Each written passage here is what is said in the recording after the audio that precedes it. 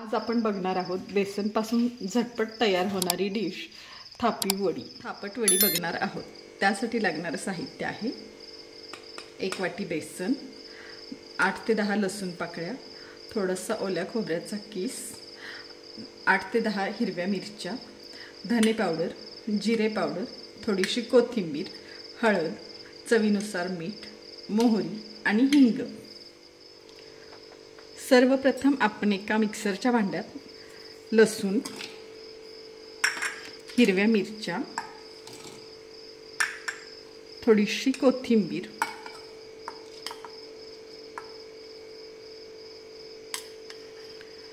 बारीक करून घेणार आहोत। आपण ही लसूण, मिरची आणि थोडीशी कोथिंबीरची पेस्ट करून घेतलेली आहे। एका भांड्यात आपण 1 वाटी बेसन आणि 1 वाटी पाणी घालून व्यवस्थित मिक्स करून घेणार आहोत।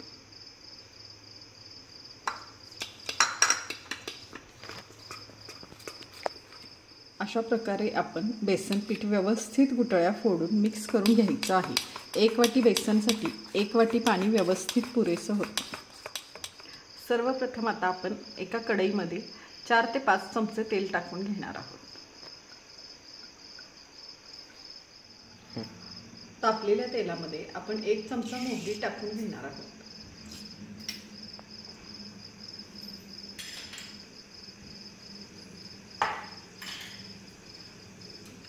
मोहरी छान तडतडल्यावर थोडासा हिंग,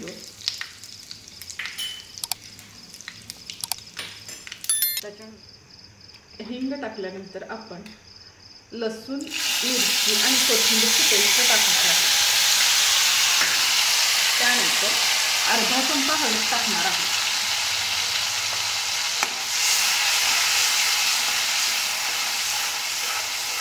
हे अर्धा मिनिट छान परतून घेतल्यावर त्याच्यामध्ये आपण अर्धा चमचा जिरे पावडर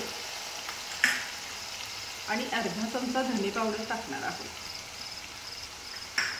हे सर्व साहित्य एकत्र एक अर्धा मिनिट परतल्यावर त्याच्यात चवीनुसार मीठ टाकून घ्यायचे आहे।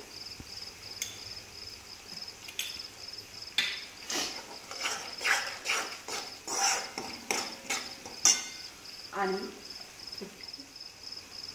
त्याच्यानंतर त्याच्यात 5 ते 7 चमचे पाणी टाकायचे आहे। पाण्याला छान उकळी आल्यावर आपण जे बेसनचं बॅटर बनवून घेतलेलं आहे ते हळूहळू याच्यात मिक्स करायचं आहे। हे सर्व करताना गॅस बारीकच ठेवायचा आहे।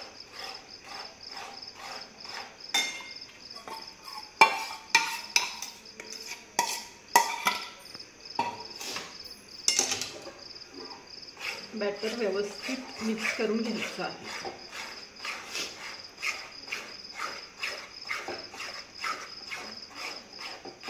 आता आपण हे मिश्रण मीडियम गॅसवर व्यवस्थित परतून घेतलेलं आहे। सर्व गुठळ्या फोडून व्यवस्थित मिक्स करून घेतलेलं आहे। आता आपण याच्यावर झाकण ठेवून 1-2 मिनिटं वाफ देऊन घेऊया। 2-3 मिनिटांनंतर आपलं मिश्रण व्यवस्थित शिजलेलं आहे। आता आपण गॅस बंद करून घेऊया। आता आपण हे मिश्रण तेल लावलेल्या एका ताटात काढून घेऊया।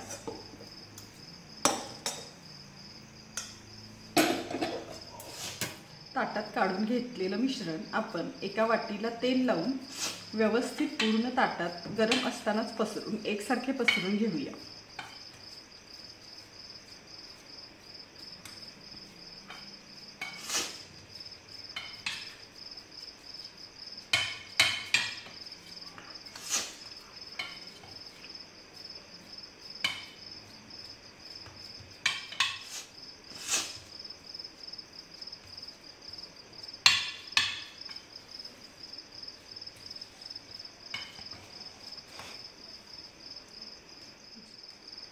दहा 15 मिनिटांनंतर थोडेसे थंड झाल्यावर आपण याच्या पाहिजे त्या आकारात वड्या कट करून घेऊया।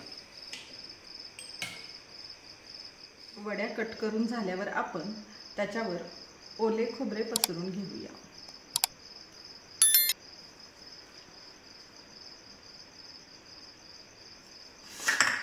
आणि थोडी कोथिंबीर पण पसरून घेऊया.